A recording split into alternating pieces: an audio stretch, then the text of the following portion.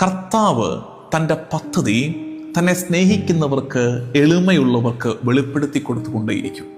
എന്താണ് നടക്കാൻ പോകുന്നതെന്ന് അത് ഇന്നും ഇന്നലെയും തുടങ്ങിയതല്ല. പണ്ട് തൊട്ടേ കർത്താവ് അങ്ങനെയാണ്. അത് ശക്തർക്കല്ല, ബുദ്ധിമാന്മാർക്കല്ല. ഈശോ പറയുന്നത് പോലെ ഏറ്റവും നിസ്സാരരായവർക്ക് ദൈവം തൻ്റെ പദ്ധതി വെളിപ്പെടുത്തി കൊടുക്കും. അതിൻ്റെ ഒരു ഗ്ലിംസ്, ഒരു ചെറിയ കാഴ്ച അവർക്ക് സമ്മാനിക്കും.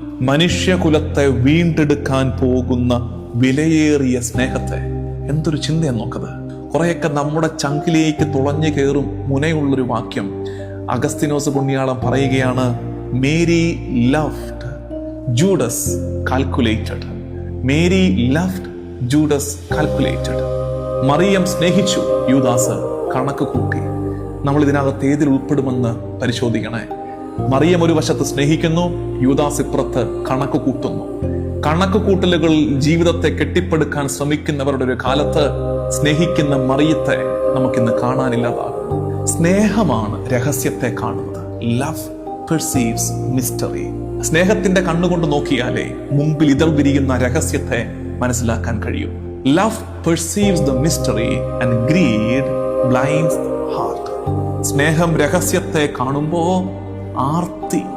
ആർത്തി ഹൃദയത്തെ അന്ധമാക്കി കളയും. ഇന്നും അതല്ലേ സംഭവിക്കുന്നത്? ആർത്തി മൂക്കുമ്പോ ബന്ധങ്ങൾ മുറിഞ്ഞു പോകുന്നത്. ആർത്തി ഹൃദയത്തെ അന്ധമാക്കും, സ്നേഹത്തിന്റെ വികാരങ്ങളെ ഇല്ലാണ്ടാക്കും. യൂദാസിന് പറ്റിയത് ഈ ഗ്രീഡ്, ഈ ആർത്തി അവന്റെ ഹൃദയത്തെ അന്ധമാക്കി കളഞ്ഞു. True worship holds nothing back.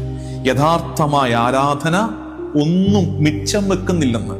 അവള് ജസ്റ്റ് ഒരു കുപ്പിയിലെ തൈലം കൊണ്ടുവന്ന് അങ്ങോട്ടൊരല്പം കമത്തി ഒഴിച്ചു എന്നല്ല, അവളത് ഉടച്ചൊഴിക്കുകയാണ്.